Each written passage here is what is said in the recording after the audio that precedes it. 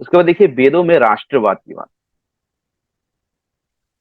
यहाँ पर बोला जा रहा है कि मान तेन ईशतः, यजुर्वेद का यहाँ श्लोक है, भ्रष्ट व चोर लोग हम पर शासन ना करें।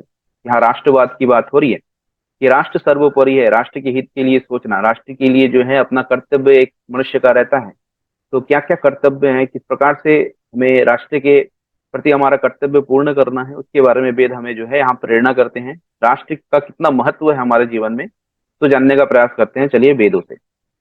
भ्रष्ट व चोर लोग हम पर शासन ना करें। आज देखिए भ्रष्ट और चोर लोग ही हम पर शासन करते हैं। संसदीय व्यवस्था में कोई भी भ्रष्ट व्यक्ति जो है नेता बन सकता है, सांसद बन सकता है, मंत्री बन सकता है। तो आज की व्यवस्था ऐसी हो चुकी है कि भ्रष्ट और चोर लोग ही हम पर शासन करते हैं। जिनको जेल में होना चाहिए वो क्या कर रहे हैं, हम पर शासन कर रहे हैं, वही देश चला रहे हैं। तो देश की दुर्गति कैसे होगी, कैसे नहीं होगी? देश की दुर्गति बिल्कुल होगी। हम बोलते हैं कि वेदों को वेदों की शिक्षाओं को स्थापित क्यों नहीं किया जाता है, वेदों फिर से गुरुकुल शिक्षा पद्धति को स्थापित क्यों नहीं किया जाता?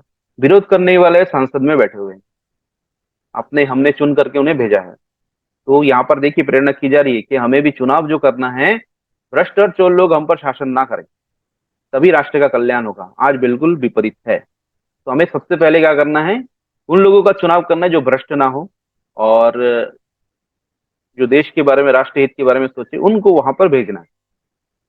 उसके बाद देखिए यहाँ पर इस अथर्ववेद के मंत्र में क्या कहा जा रहा है, हम सब मातृभूमि के लिए बलिदान देने वाले हो।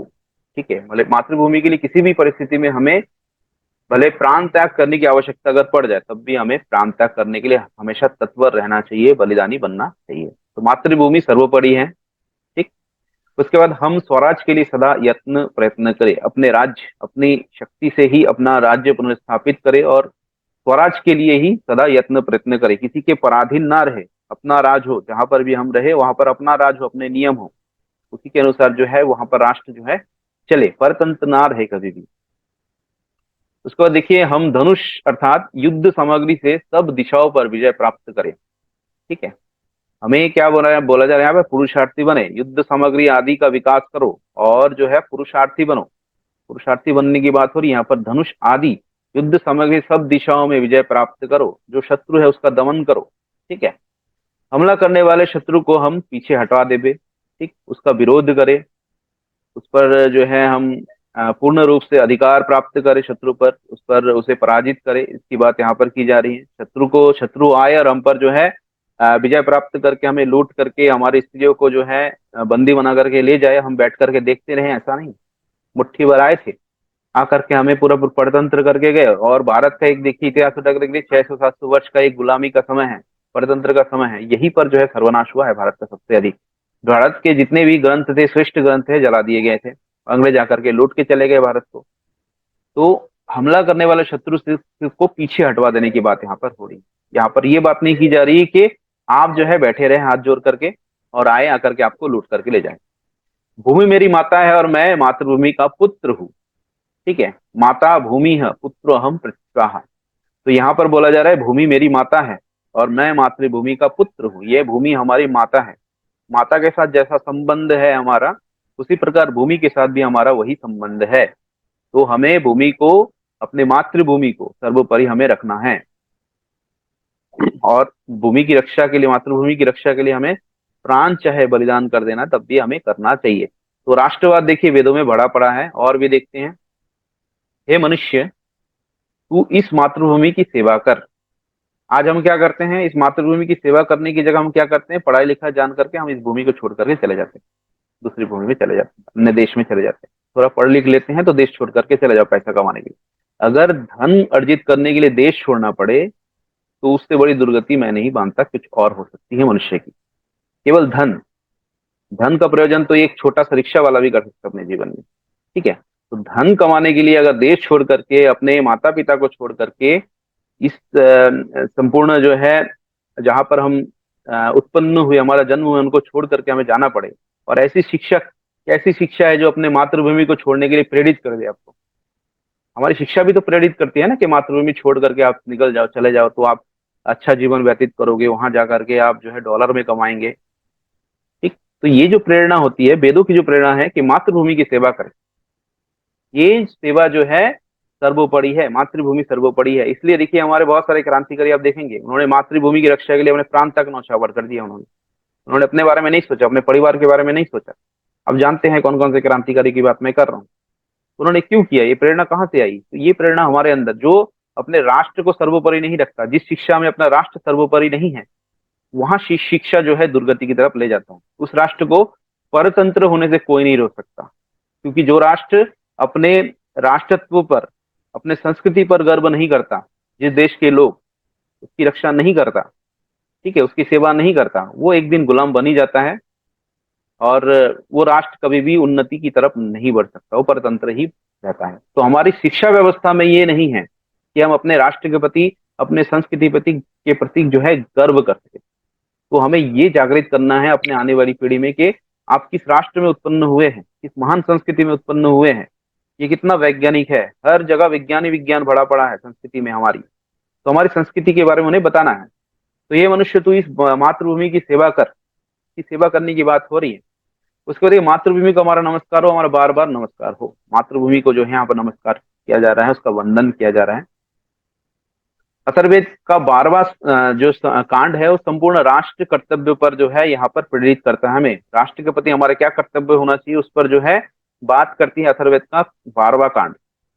देखिए यहाँ पर बताया गया है इस मंत्र में, हे मातृभूमि, जो तेरा ग्राम है, जो जंगल है, जो सभा है, जो समिति है, जिसे हम करते हैं काउंसिल, पार्लियामेंट या आदि, अथवा संग्राम स्थल है, हम उनमें से किसी भी स्थान पर क्यों ना हो, सदा तेरे विषय में उत्तम ही विचार करे और भाषण आदि करे। तेरे हित का विचार हमारे मन में सदा रहना चाहिए।